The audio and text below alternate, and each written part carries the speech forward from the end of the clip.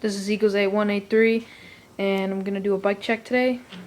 Starting off at top, we got 2011 Miracle Brownston handlebars with stolen money grip, DK grip, ODI bar ends, Kink launch 2013, the bike, and Mission front rim, Mission hub, Mission headset.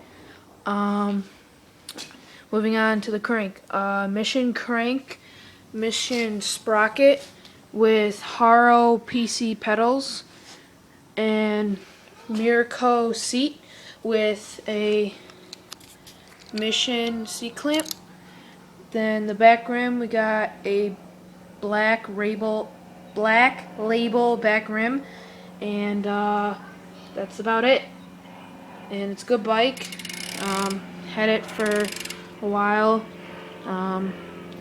So I recommend it to most people. So hope you like it. Rate, comment, subscribe.